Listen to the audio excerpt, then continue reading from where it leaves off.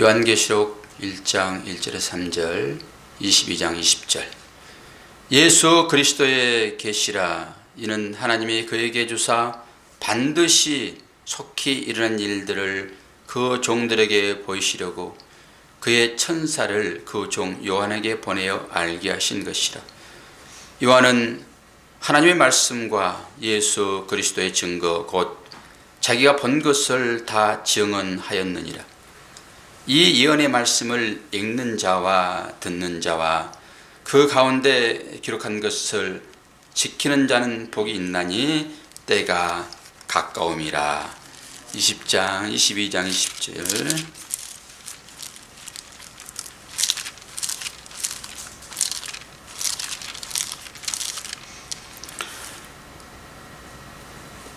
이것을 증언하신 이가 이르시되 내가 진실로 속혀이리라 하시거늘 아멘. 주 예수여 오시옵소서.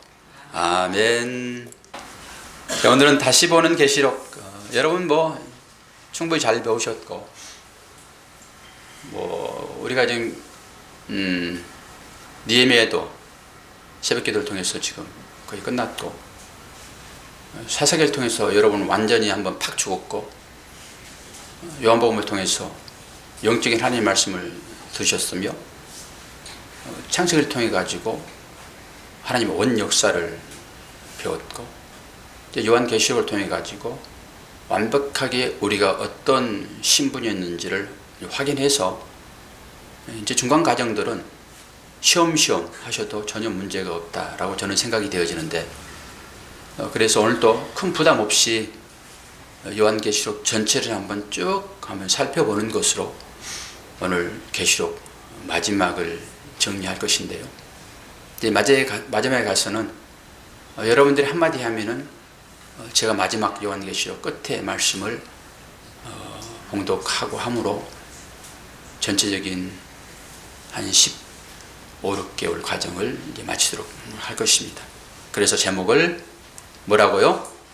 다시 보는 계시록. 살펴보았더니 이 요한계시록은 404절, 404구절. 그런데 그 중에서 구약이 몇 절이라고요? 278구절이라고요. 절반은 넘죠. 그래서 우리가 계시록을 보면서 전부 구약을 인용했잖아요. 그러니까 구약을 모르면은 요한계시록은 해독할 방법이 없어요. 그래서 마지막에 정리를 해놓은 것이죠. 요한계시록의 중심 사상은 이미와 아직이에요. 성경 전체가 그런 내용이기도 하지만은 이미와 아직이라는 관점에서 보시고요. 이미 있었고 지금도 함께 하시며 장차 오실 그분, 이런 관점으로 계속 보셔야 되며, 마지막에는 내 백성아 거기서 나와, 이거예요. 이거는 바벨론인 것이잖아요. 하나하나 좀 보면서 보도록 합시다. 제일 처음에 요한계시록 이제 교회에게 주어지는 말씀. 교회가 몇 개 교회가 있었죠?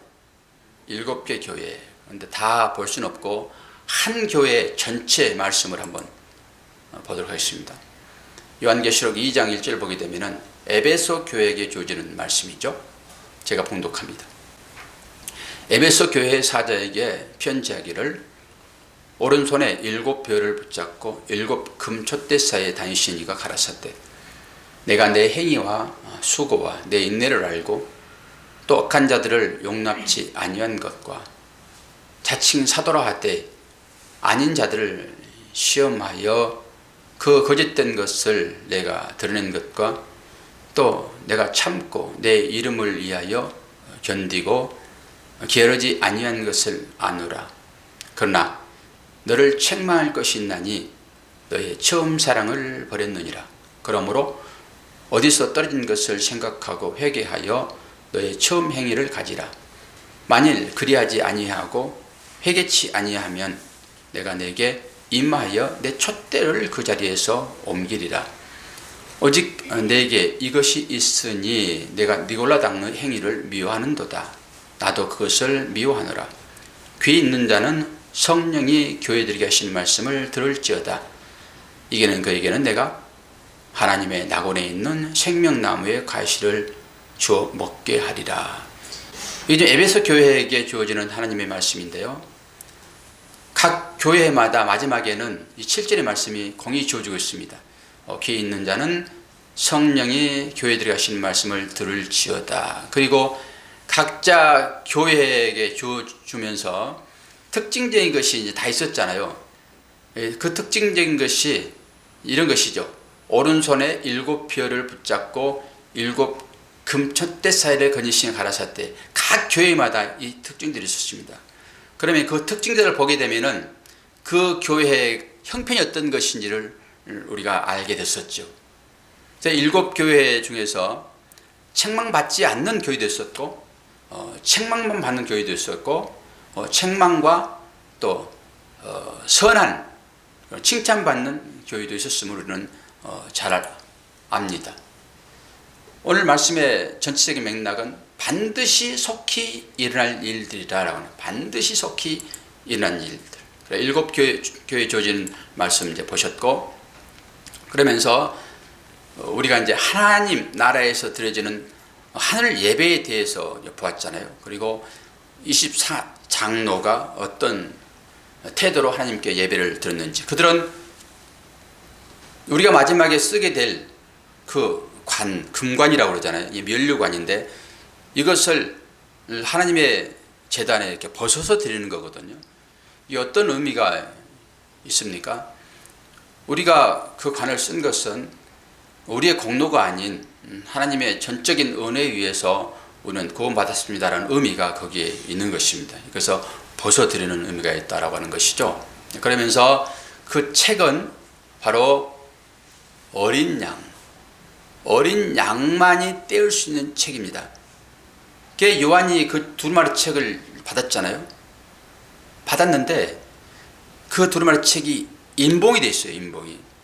그 인봉을 떼야지만 그 내용을 볼 수 있었잖아요. 그래서 아주 통곡을 하는 과정 중에서 하나님의 어린 양에 의해서 그 인이 떼어집니다.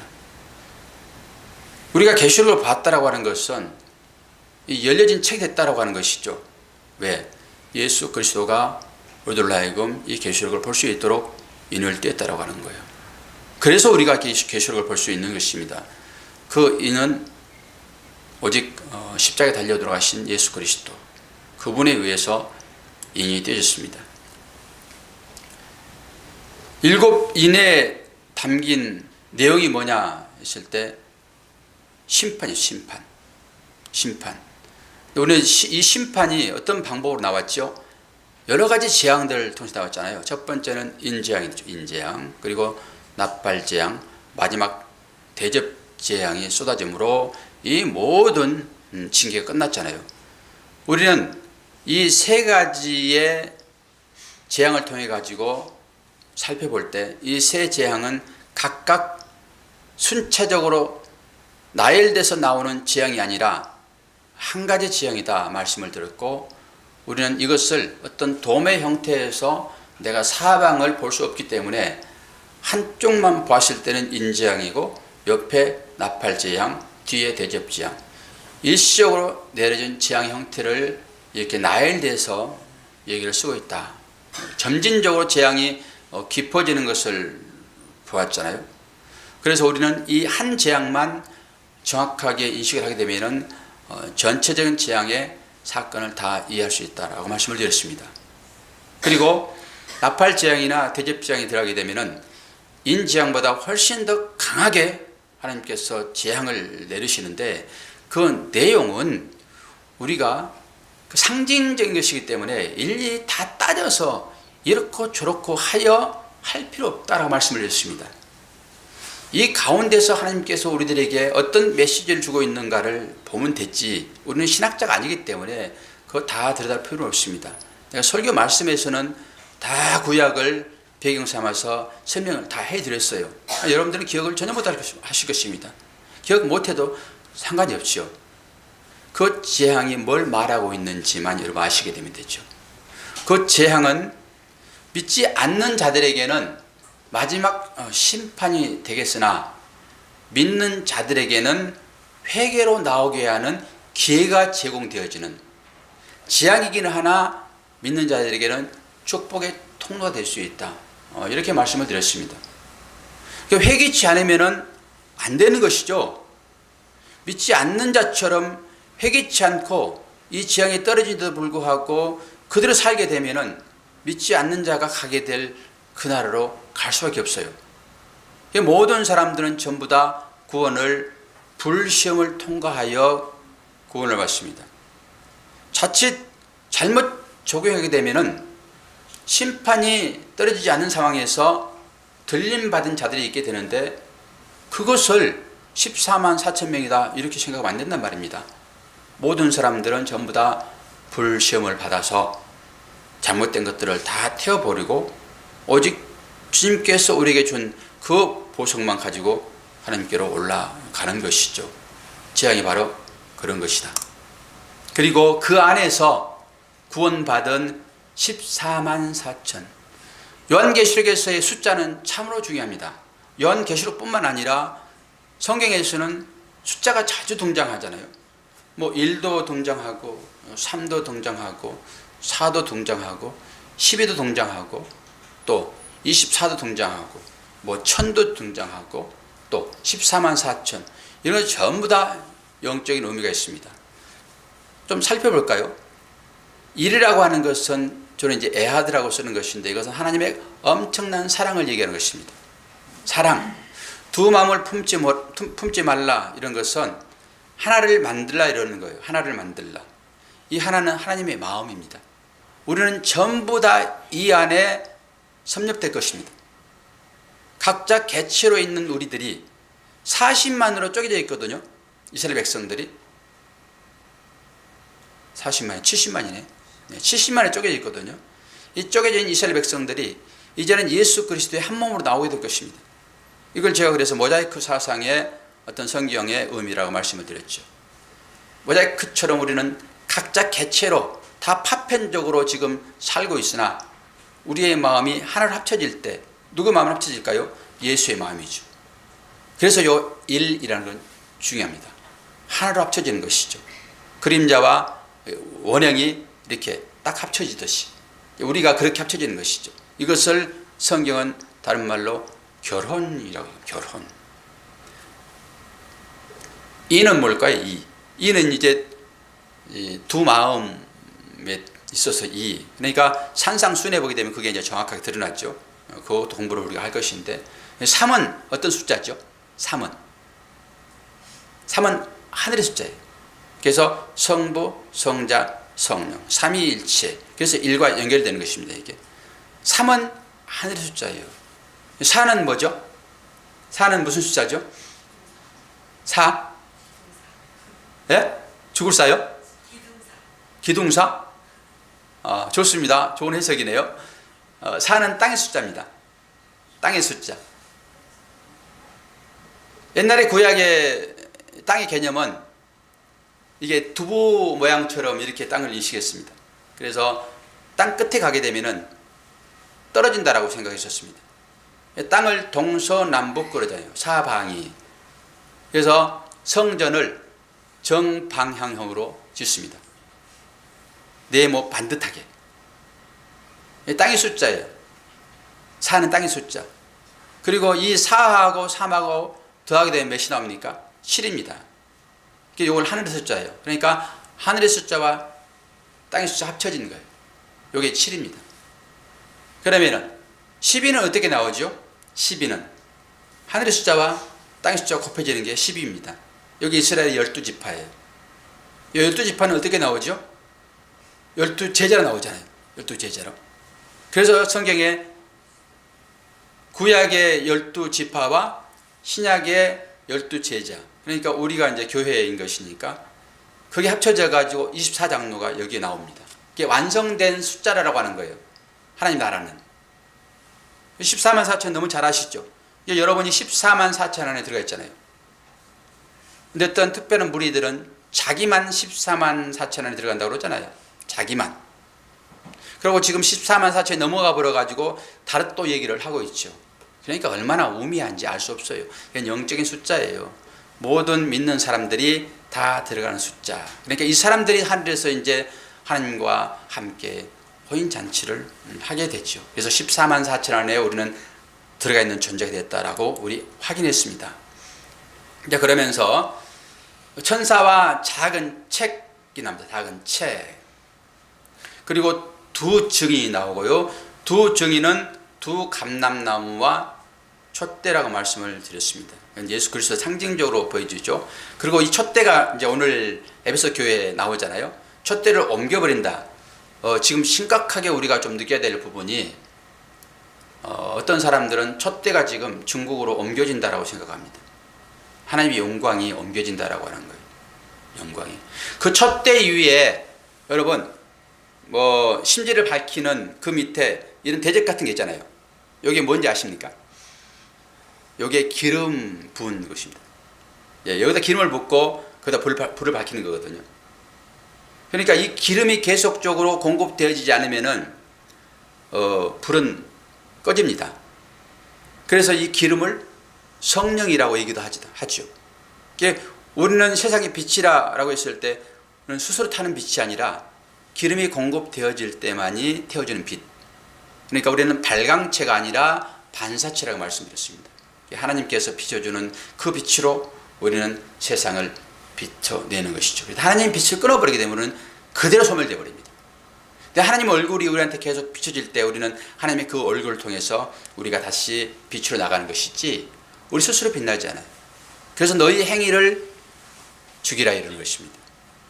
자꾸 행위를 드러내는 것은 내 스스로 빛난다는 의미가 있기 때문에 그러는 거예요. 우리는 늘 주님께서 공급해 주시는 그 기름으로 빛을 내는 존재인 것을 아셔야 돼요. 그러니까 마지막에 이 대접지향은 어떤 거예요? 이 기름이 쏟아지는 거예요. 그럼 당연히 빛은 것이죠. 그 얘기를 계시록에서 얘기를 하고 있죠. 촛대가 그러는 것입니다.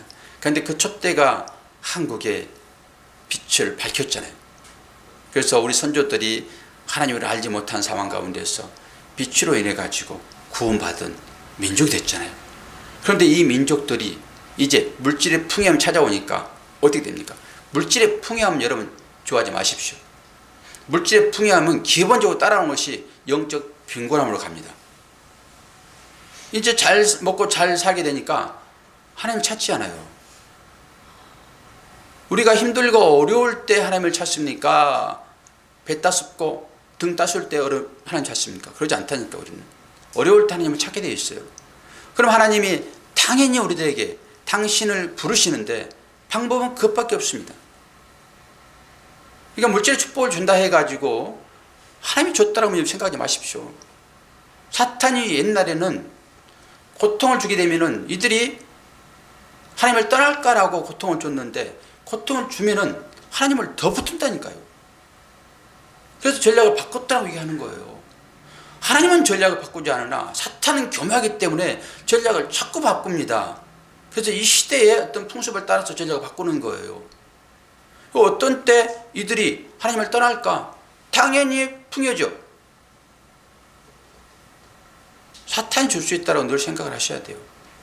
우리 민족이 이제 살 만큼 사니까 전부 자기주의로 가게 돼 있어요. 자기주의. 자기주의는 어떤 거예요? 나 행복함이에요. 나 즐거움이란 말입니다. 그래서 동성 성행위가 나타나는 거예요. 근데 그것을 인권이라 해가지고 사람들은 들고 일어나는데 이 사탄의 계략인 것을 보셔야 됩니다. 사탄의 계략. 결국 촛대가 지금 어디로 옮겨졌다 하죠? 중국으로 옮겨진다. 중국으로. 이 중국도 지금 이걸 억제할 방법이 없답니다. 엄청나게 폭발적으로 지금 교회가 일어나고 있다고 얘기를 하더라고요. 우리나라의 삶으로 보게 되면은 상당히 심각한 그런 것이죠. 우리가 이러할 때 잠을 좀 각성해야 되지 않을까라고 생각하죠. 그런데 이 두 증인은 교인의 삶을 얘기합니다. 교인의 삶을. 이 두 증인이 결국 죽잖아요. 죽을 때 그들이 무덤에 장사를 해야 되는데 장사하지 아니하고 그들이 서로 선물을 주고받는, 애통해 해야 되는 게 사실 맞는 거잖아요. 그런데 두 증인, 즉 성도의 죽음을 세상 사람들은 즐긴다니까요. 성도의 죽음을. 혹시 여러분은 이런 생각 갖지 않으세요? 어떤 모 교회는 목사님이 조금 가난하게 살고 어렵게 살고 조금 고통스럽게 사는 것을 즐긴다네요. 저는 너무 뜻밖의 소식을 들어서 딱 그런 거죠. 이게 지금 두 증인의 죽음을 보고 선물을 주고받는 사람들의 형태, 이 두 증인의 죽음이 성도의 삶이라고 하는 것을 계시록을 말해주고 있으니까 우리 성도들의 삶이 이 세상 가운데서 그 삶이다라고 하는 것을 지금 계시록이 얘기해주고 있어요. 그걸 볼 수 있어야 되겠죠. 그 얘기를 하고 있죠.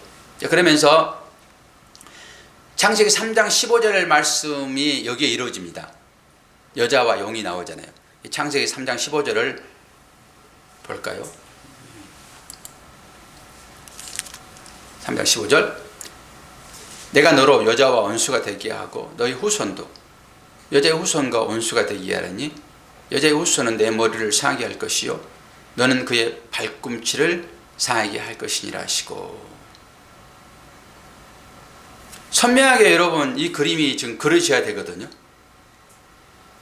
여자가 나이를 출산하려고 그러니까 누가 지금 대기하고 있습니까? 용이 대기하고 있어요. 용이 그 아들을 삼키려고.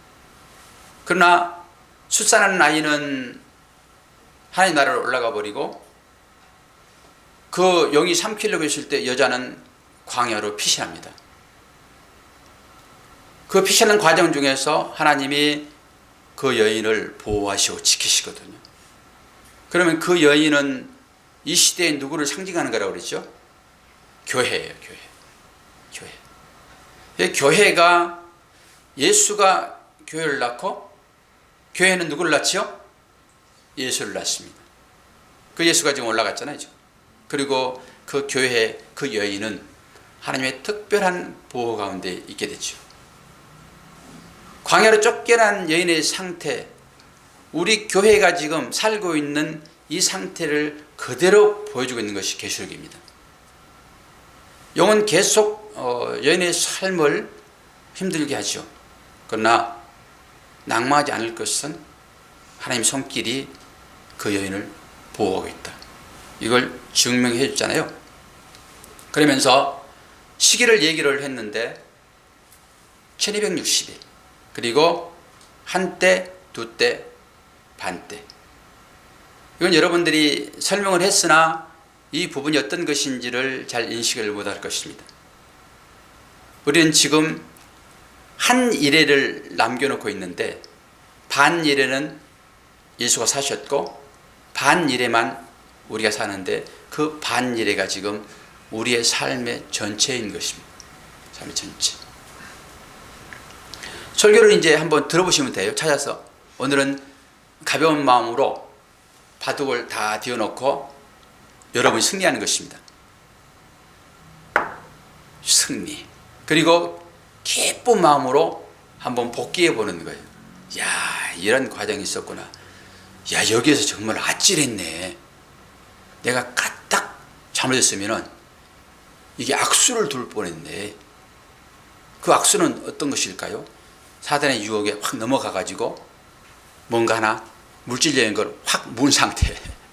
세상을 떠나라고 했는데 세상으로 확 끌려가려고 했는 유혹이 있었을 때, 누군가로부터 강력한 유혹이 있었을 때, 야, 내가 그때 이 말씀을 붙잡고 그 유혹에 넘어가지 않았구나. 그게 반집이었네. 복귀하는 것이죠. 오늘은 그런 시간인 것입니다. 그러면서 두 짐승이 이제 나오는데, 짐승 두 마리가 어떻죠? 용으로부터 권세를 받습니다. 용으로부터. 그리고 그의 머리가 상하여 죽게 된 것 같은데 살아납니다. 이건 뭘 얘기하죠? 예수 그리스도의 부활을 뭐 했다고요? 패러디했다고요. 그때. 그러니까 비슷한 것들이 참 많이 있습니다. 그러니까 사람들이 놀랍습니다. 그리고 그들을 경배합니다. 이게 기적인 것이잖아요.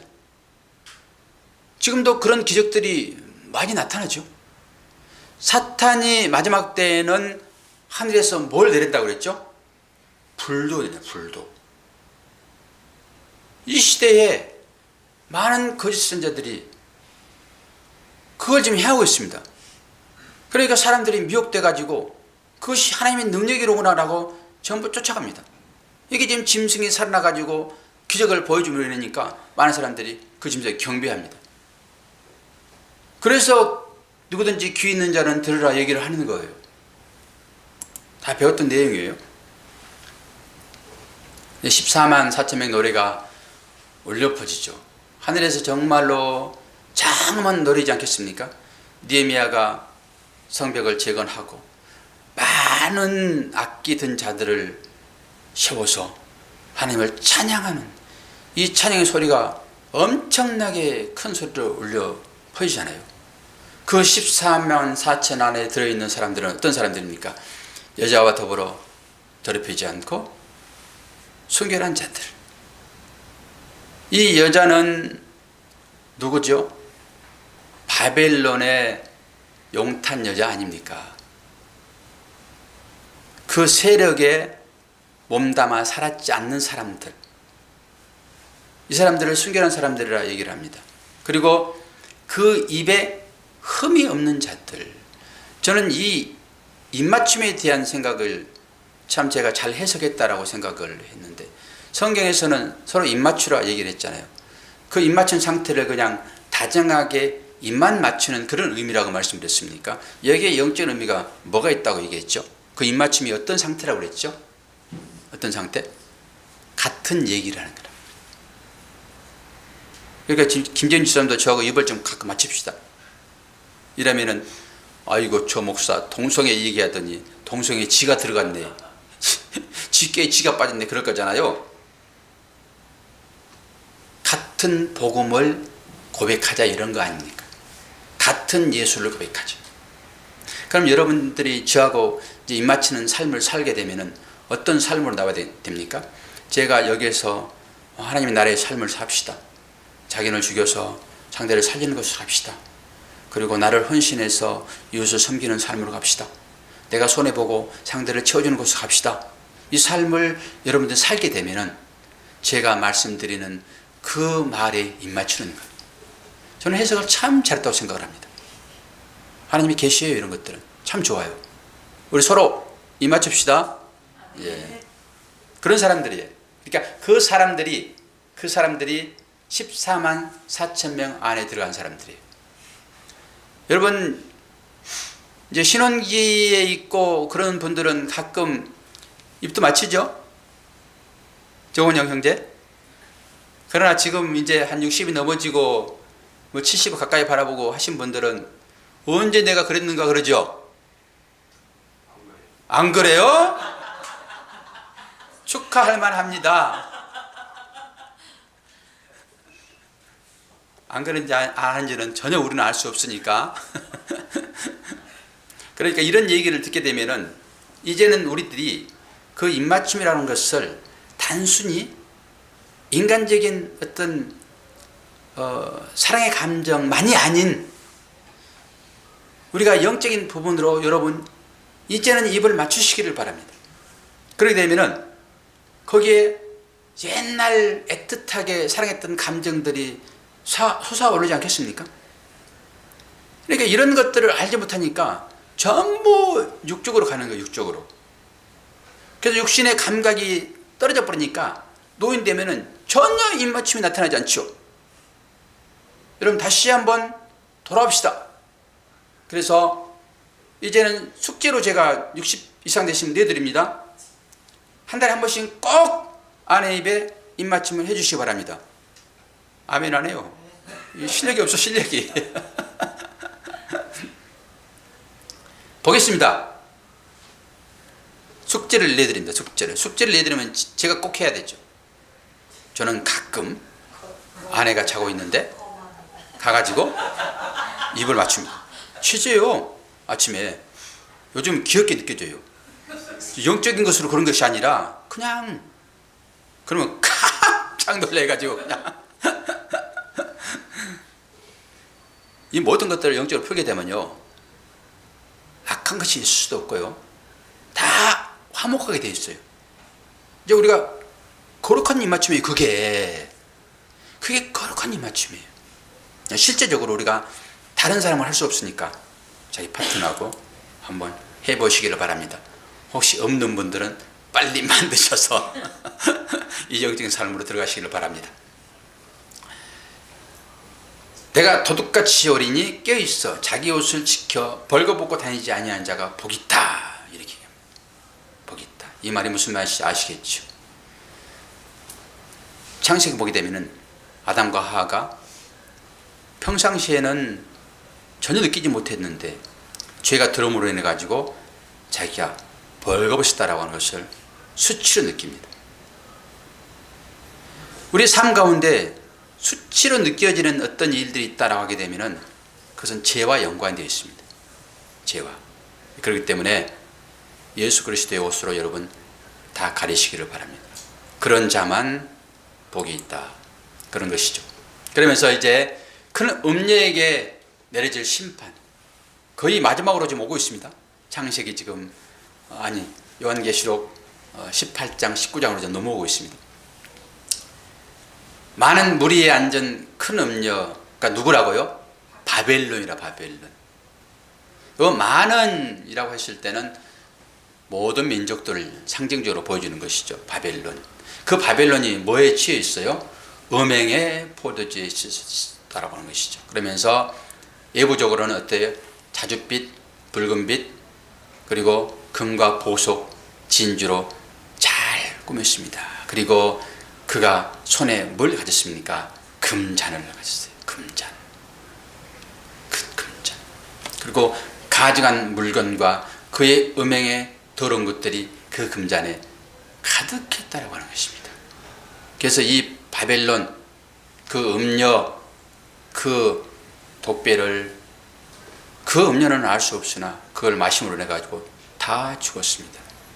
이 바벨론이 어떤 것인지는 다 설명을 했지요. 그러면서 요한계시록 18장 4절, 이건 여러분 꼭 기억해 놓으시기를 바랍니다. 바벨론 백성들이 지금 다 패망하잖아요. 그런데 하나님의 음성이 그 속에 있는 백성들을 향하여서 이렇게 외칩니다. 내 백성아, 거기서 나와 그의 죄에 참여하지 말고 그가 받을 재앙들을 받지 말라. 그러면서 이제 마지막 천국 잔치, 어린 양 혼인잔치로 초대된 사람들이 그거를 전부 가게 됩니다. 그러면서 이렇게 즐거워하죠. 할렐루야, 주 우리 하나님 전능하신 이가 통치하시도다. 우리가 즐거워하고 크게 기뻐하며 그에게 영광을 돌리시에. 어린 양의 혼인 기약이 이르렀고 그의 아내가 자신을 준비하였으므로 그에게 빛나고 깨끗한 세마포옷을 입을 수 있도록 허락하셨으니 이 세마포옷은 성도들의 옳은 행실이라. 여러분, 여기에서 우리의 신분이 확실하게 드러났잖아요. 제가 상가에 가가지고 예배를 인도를 했는데 거기 목사님도 많이 계시고 믿는 분들도 계시고 하는데, 제가 계시록을 한 그 따끈따끈한 마음이 저한테 있잖아요. 그래서 이야기를 가지고, 계시록이 원래는 닫혀있는 책이었으나 예수 그리스도의 은혜로 열려진 책이 돼서 우리는 이 말씀을 볼 수 있습니다. 여기 이 죽은 이분은 어디로부터 근거되어 이 땅에 오신 분이라 아십니까? 이분은 원래 거기에 계셨던 분이십니다. 그리고 이 말씀을 드렸죠. 여러분의 신분이 바로 이런 거 아닙니까?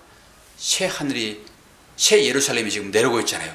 신부로서 우리는 신부인 것이니까 거기에 있던 사람들이 잠시 살다가 도로 하나님의 소환에 의해서 가게 되는 것이 죽음이라고요. 그때 무슨 말인가 이런 것 같아서 여러분들은 이 설교를 들으면서 이 사실을 확인했잖아요. 여기서는 그게 설교를 하면서 저한테 기쁨이 있고 충만함이 있는데 그분들한테 이 말씀을 전했더니 좀 생소하게 들리는 것 같아서 제가 내심 조금 의아했습니다. 주님께서 귀 있는 자는 들을지어다라고 하는 이 말씀이 이런 거예요. 우리의 신분이 원래 어디 있었는가, 여기 살고 있는 나의 이 삶이 어디로부터 출발되었는가, 원래 어디에 있었던 신분이었는가, 거기에 있었던 신분입니다. 그 있었던 그가 여기에 지금 있는 것입니다. 여기. 그게 우리라고요.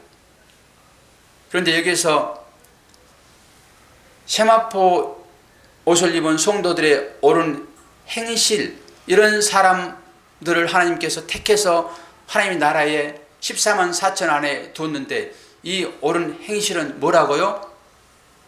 믿음의 행위입니다. 믿음의 행위, 믿음의 고백, 이걸 얘기하는 것이지 여러분들의 어떤 일반적인 동사로 쓰여지는 어떤 행위를 얘기하는 게 아니라고. 믿음의 행위, 믿음의 고백, 이걸 얘기하는 것입니다. 그리고 열왕계시록 19장 20절 가니까 이제 우리의 대적들, 그 음녀 바벨론, 이들이 처해질 곳이 바로 이곳입니다. 짐승이 잡히고 그 앞에서 이적을 행하던 거짓 선자도 함께 잡혔으니 이는 짐승의 표를 받고 그의 우상에게 경배하던 자들을 이적으로 미혹하던 자라. 이 둘이 산채로 유황불 붙는 못에 던져지고, 여기 보십시오. 여기 이적 나오죠. 이적을 통해서 사람들을 많이 미혹하는 것입니다. 이 시대가 그렇습니다. 마지막 때는요, 여러분, 가짜 적그리스도가 많이 출현합니다. 그들은 특색적으로 이적을 좋아하는 사람들만 찾아다닙니다. 예수님 시대에도 마찬가지예요.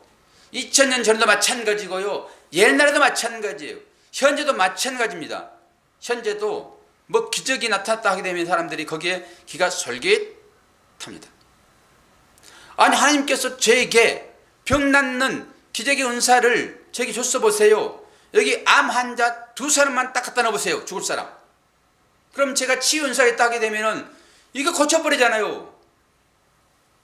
그러면 여러분들한테 제가 전도해라고 굳이 얘기를 안 하셔. 자동적으로 몰려오죠 뭐. 왜 하나님이 그런 방법을 안 쓰시냐고요. 하나님 그런 방법 쓰시면 쉽잖아요, 교회 부흥이. 그런데 복음은 선포된 이유가 많은 쭉정이들을 교회에 오게 하게 할까요? 안 그러면은 온 쭉정이들을 쫓아내게 하는 것으로 선포되어질까요? 당연히 후자이죠. 그러니까 기적을 안 베푸는 게 맞아요. 기적 베푸면 가짜들만 온다니까요. 기적 베푸는 곳에 가보십시오. 전부 가짜들이고 전부 쭉정이들이라고 저는 생각합니다. 하나님께서 알곡과 가라지를 고르는 방법은 기적이겠습니까, 여러분? 기적이 아니면 뭐겠어요? 어떤 자가 믿음으로 나오겠습니까? 고난이죠. 시험이죠. 그래서 주는 거예요. 그러니까 마지막 때는 이 두 가지가 더 강력하게 소리를 낼 거예요. 기적이 더 많이 일어나고요, 이런 설교가 더 많이 되어지고요, 강하게 붙일 것입니다. 파열음이 있을 거예요, 분명하게. 그리고 기적 베푸는 자들은 음녀처럼 이제 말 타고 다닐 것입니다. 그러나 이 고난을 선포하고 시험을 선포한 이 선자는 어떻게 될까요? 두 증인의 삶을 살 것입니다. 결국 죽을 거예요. 저는 어디로 가면 좋겠습니까, 여러분? 어디로 갈까요, 집사님? 진짜로? 알으세요. 나 죽으면 어떻게 할지. 그래서 마지막에 새 하늘과 새 땅이 우리에게 주어졌잖아요. 여러분 요한계시록을 이제 배운 분들 되었어요. 새 하늘과 새 땅에 주인공들로 여러분 사신 분 되었습니다. 그러나 잠시 머무는 이곳은 어떤 것이라고요? 나그네 순례자 삶이에요. 제가 어제 허클베리 피의 공연을 갔다 왔습니다. 아빠를 초청해 가지고 갔다 왔는데 깜짝 놀란 광경이, 보통 아버지가 아들을 생각할 때는 늘 변변치 못해요. 부모가 자식을 생각할 때는 90살 묵은 아버지가 70 묵은 아들에게 야 길 가다 그 차 조심해라 그런다고 그러잖아요. 늘 아버지 눈에는 그렇게 보이는 거예요. 아유, 갔더니 젊은 애들이 줄을 서 있는데 거기 2,000명 들어가는 수영하는 거거든요. 2,000명 여러분 엄청난 물입니다. 그 다는 그 당시 오지 않았겠죠. 깜짝 놀랐습니다. 제 아들을 보려고 이 사람들이 이렇게 많이 모였나. 가족이라고 했더니요, 스태프들이 와가지고 모시는데, 이야, 그래서 사람들이 그 자리를 좋아하나 보다. 그 주인공 가족이라고 그 대기실로 이렇게 앞서가면서 이렇게 모시는데, 그 사람들이 그래서 위로 올라가라고 그러는구나. 근데 여러분 아버지가 누구라고요? 그 대접을 받으실 거예요, 하나님 나라에서는. 그런데 이곳에서는 반대 대접을 한다. 반대 대접. 그래서 제가 그 애들 노는 광경을 보면서 정말로 프로페셔널하구나. 제 아들의 그 진행하는 모습을 보면서 제가 이 목회 사역은 기능적으로 보게 되면은 교회를 따라갈 수가 없구나. 이 회중을 리드하고 압도하는 힘이 다른 협찬자들이 와가지고 분위기를 약간 내리게 되면은 어떻게 해서 이걸 확 끌어올리는 재능이 있어요. 그리고 이게 회중을 압도하는 그걸 보면서 대단하네. 그쪽 방면에서는 저는 그런 부분을 완전히 무시했잖아요. 그런데 이 아들이 아빠 가니까 되게 자랑스러울 것 같아요. 그게 가족의 힘이잖아요. 평상시에는 엄마를 소개하고 했는데 그날 아빠를 소개하는데 그 2,000명 아이들이 전부 플래시를 들고 있어요. 이렇게 핸드폰을 들고. 그래가지고 우리 아버지에게 빛을 비춰달라고 그러니까 그 아이가 전부 나한테 빛을 비치는데 얼마나 이게 황홀한지. 그러면서 아들은 아마 뿌듯했을 것입니다. 여러분, 우리가 그런 존재들이에요. 우리가 하나님 나라에서 모든 피조물들이 우리들을 향하여서 그렇게 환호하고 빛을 비추며 우리를 찬양할 거라고요. 모든 피조물들이. 그래서 어제 내심 감동했습니다. 그러면서 그 모든 것들을 또 진행하는 회사도 대단하고, 나는 뭔가, 이 사람들은 젊은 사람들에게 세상적인 메시지를 전하기 위해서도 이렇게 모든 것을 다 투자해서 이틀을 리허설하고 어제부터 그렇게 해서 아주 아들은 녹초가 되더라고. 마지막에 4시간을 들고 뛰는데 그러면서 생명을 살리는 목사는 이게 뭐하고 있는가 이 생각이 들어요. 일반 세상 사람들 하기 위해서도 그들은 그렇게 준비하고 그렇게 최선을 다하는데, 막 리허설하고 최선을 다하는데 목사는 뭐한가. 저도 초반에는 여러분 설교를 밤에 연습 리허설 다 했습니다. 제가.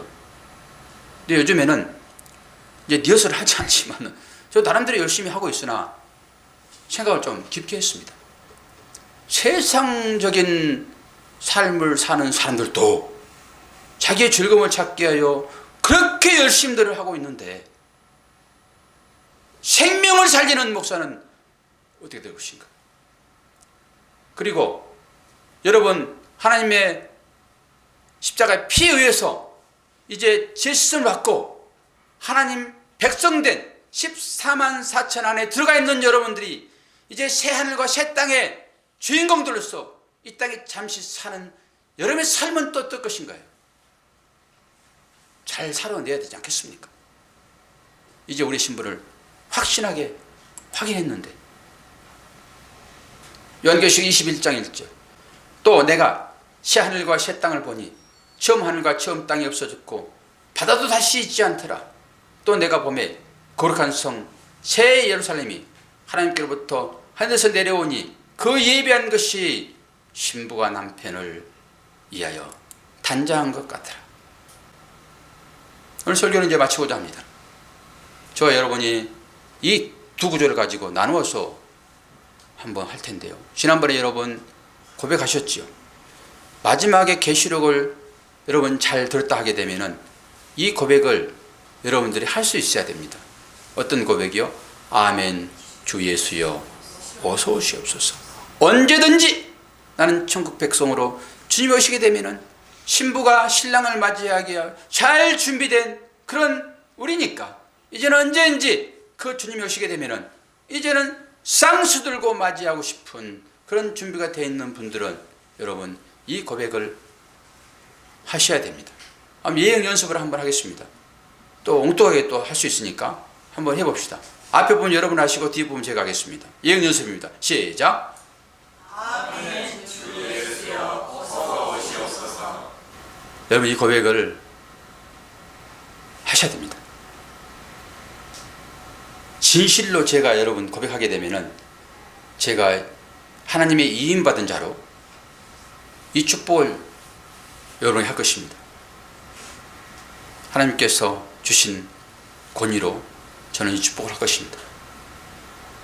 여러분 진실로 주님을 한번 고백해 보시기 바랍니다. 시작. 아멘. 주 예수여 어서 오시옵소서. 주 예수의 은혜가 모든 자에게 있을지어다. 아멘. 하나님 아버지, 하나님의 나라를 상속받은 우리들이 잠시 이 땅에 머뭅니다. 머문 가정 중에 여러 가지 희노애락을 겪습니다. 그때 우리의 신분을 다시 한번 확인하게 하시고 아멘 주 예수여 오시옵소서 라고 하는 주님의 청함이 우리의 입술로 고백되어지게 하여 주옵소서.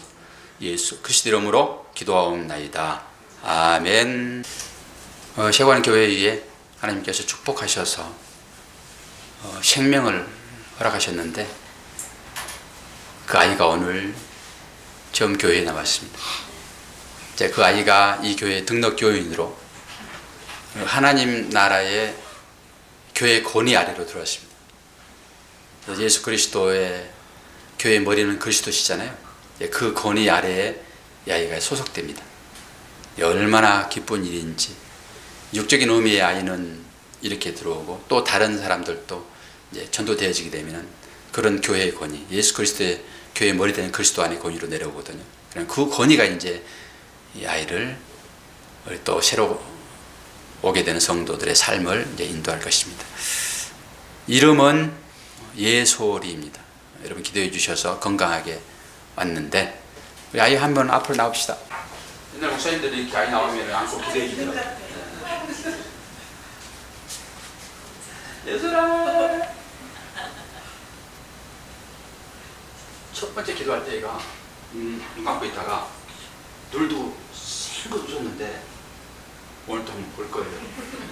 여러분 눈 감으세요. 저는 눈 감고 기도할 거예요. 기도하겠습니다. 하나님 아버지, 이 사랑하는 아이가 세상에 이렇게 예쁜 모습으로 목사의 품에 안겼습니다.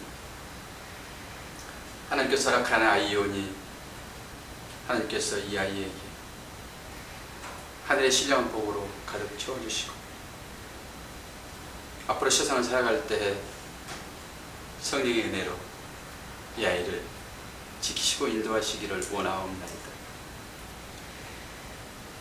이 아이가 교육받을 때 특별하게 엄마에게 은혜를 더하시사 믿음으로 교육할 수 있도록 인도해 주시고 하나님께서 이 아이의 손을 잡고 거니시며 이 아이가 힘든 길을 갈지라도 늘 동행하여 주시고 걸음걸음을 축복하여 주시기를 원하옵나이다.